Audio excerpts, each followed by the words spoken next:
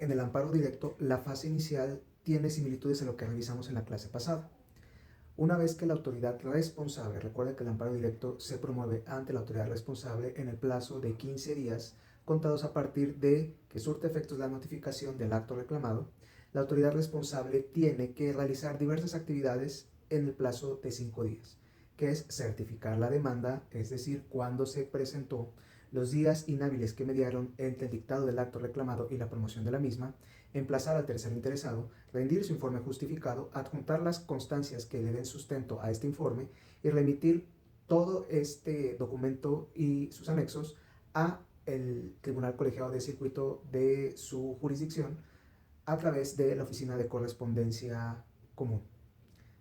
Una vez recibidos los autos por el tribunal colegiado, el presidente o presidenta de este tribunal tiene 3 días para determinar si admite, previene o desecha la demanda, o bien si estima que su competencia por razón de materia, de grado o de territorio no se surte y realizar las acciones correspondientes. Por ejemplo, si se estima incompetente en razón de vía, va a mandar los autos y sus anexos al juzgado de distrito correspondiente. Si estima que no conoce en razón de materia, lo mandará al tribunal colegiado de la materia que estime si es competente para conocer, y lo mismo ocurrirá por cuestión de territorio al tribunal colegiado de circuito que estime es competente. Sin embargo, este último supuesto es muy poco probable que pase porque el tribunal colegiado de circuito ejerce jurisdicción en un territorio sumamente amplio en el cual generalmente residen las autoridades responsables que emiten todos los actos que ponen fin a todo juicio o procedimiento, por ser esta la regla de procedencia que se prevé en el artículo 170 de la Ley de Amparo. Hechas esas precisiones en la fase inicial del juicio de amparo directo, corresponde señalar que en la fase inicial también se puede dar la necesidad de que se abra el cuaderno del incidente de suspensión.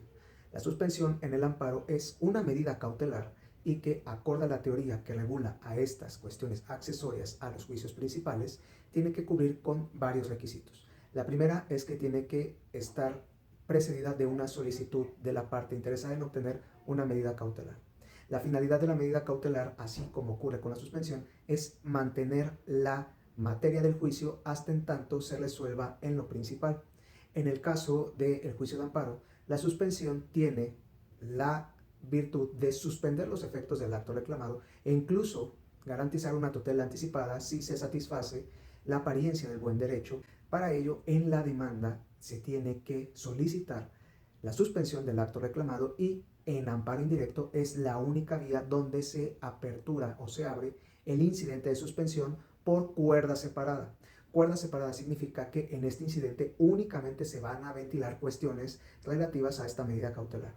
En la vía incidental no se pueden hacer valer causales de improcedencia, la falta de algún requisito o presupuesto procesal, que son cuestiones propias del asunto principal.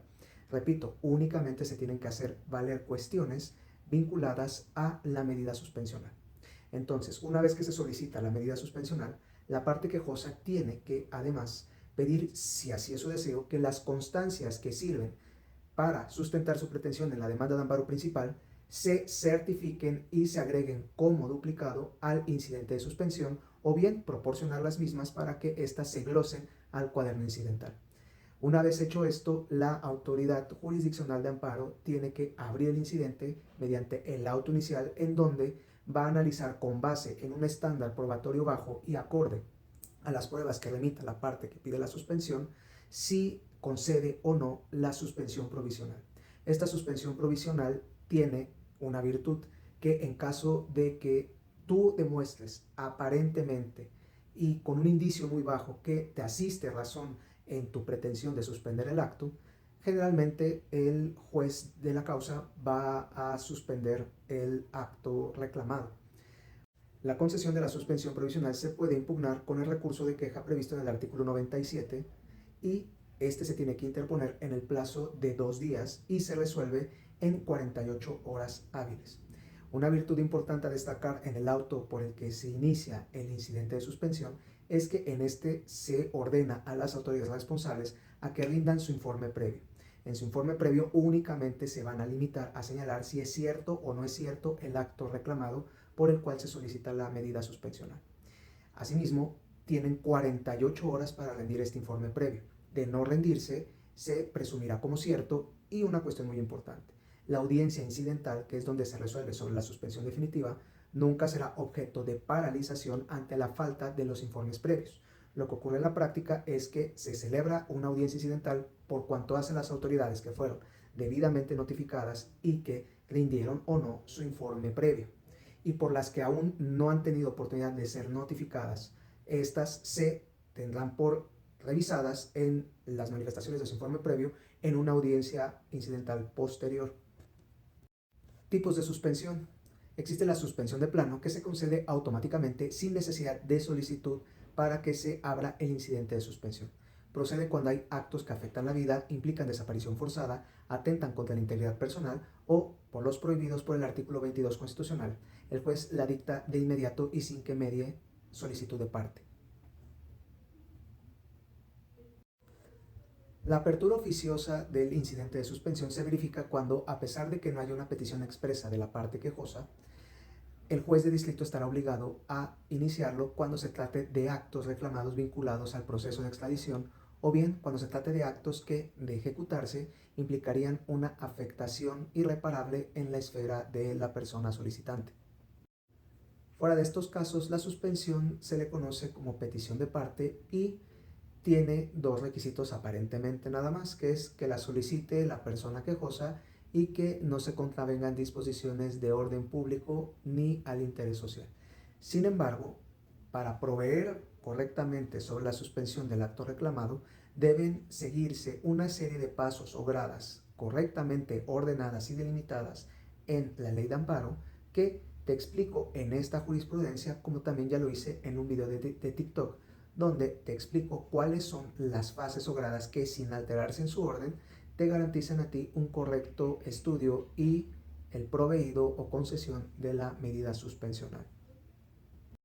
En la substanciación del incidente de suspensión únicamente se admitirán como pruebas la documental y la inspección judicial. Quiere decir que en el incidente no se pueden verificar el ofrecimiento de periciales o alguna otra prueba que no sea estrictamente la documental y la inspección judicial. Por lo que si tú quieres ofrecer que vengan testigos a dar fe de que un acto de autoridad de ejecutarse te causaría a ti afectaciones que sería físicamente imposible que te restituyan en el goce de derecho violado, el juez de distrito no tendría por qué aceptar esa prueba para su desahogo en el incidente, dado que está prohibido por la propia ley de amparo. Como te había dicho, los requisitos para conceder la suspensión es que primero demuestres la existencia del acto, verifiques la naturaleza del acto reclamado y lo contrastes con la finalidad para la cual es pedida la medida suspensional. Hecho esto, tienes que agotar los requisitos que conocemos como legales, que es que lo solicite la parte quejosa y que no se sigan perjuicios al interés social ni a las normas de orden público, como te lo explico en un video de TikTok y en esta jurisprudencia, que es muy clara en el orden que se tiene que seguir para el otorgamiento o bien para la resolución de si es procedente o no otorgar esta medida cautelar. En el artículo 129 de la Ley de Amparo se establece por parte del legislador una serie de catálogos de supuestos donde ya está expresamente definido cuando se afecta el interés social o se contravienen las normas de orden público. Estos casos son enunciativos, no limitativos, y pudiera darse que excepcionalmente, a pesar de que estén en estos casos, como cuando se pretenda suspender la ejecución de campañas de salud o se pretenda afectar los derechos de menores e incapaces, la concesión de la suspensión se traduzca en mayores beneficios a si esta se niega. Esta excepción está en el último párrafo de este artículo 129, por lo que deberá analizarse caso a caso. La garantía es la última grada en la cual la persona juzgadora, una vez concedida la medida suspensional, la sujetará a una medida de aseguramiento que generalmente conocemos, como te había dicho, garantía.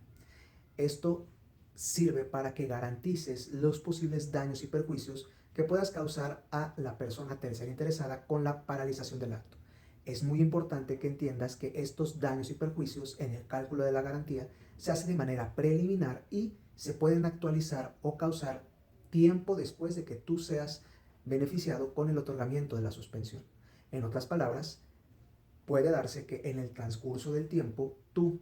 al tener un beneficio con la paralización del acto reclamado, causes daños patrimoniales o afectaciones de alguna otra índole a la parte tercera interesada que vio retrasada la ejecución en su beneficio del acto reclamado al hacer retardado la incorporación de un derecho, su ejercicio, entre otros supuestos que ameritarán que la garantía inicialmente fijada pueda ser mayor. Esta medida la estableció el legislador para que no se abusara de la medida suspensional.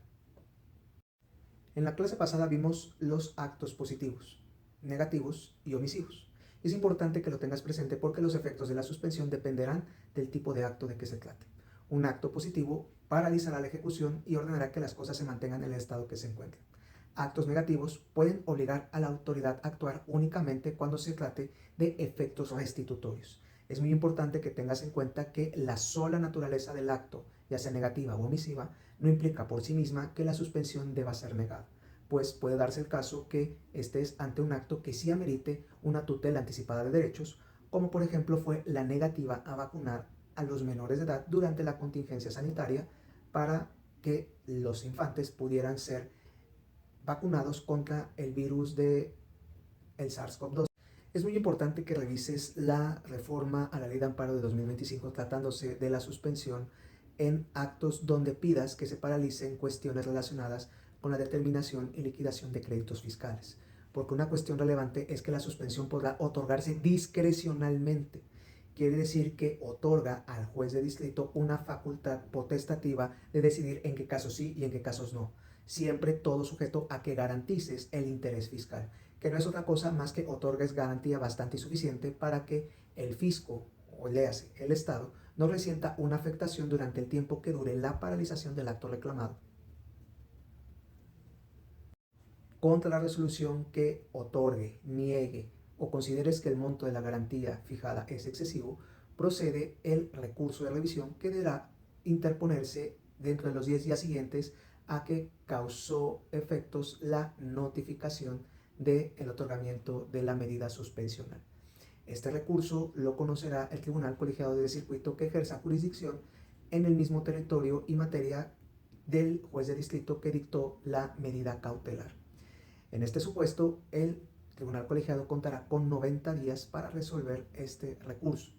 Tratándose de suspensión concedida en amparo directo, es la autoridad responsable quien la dicta al momento de tener por presentada la demanda de amparo.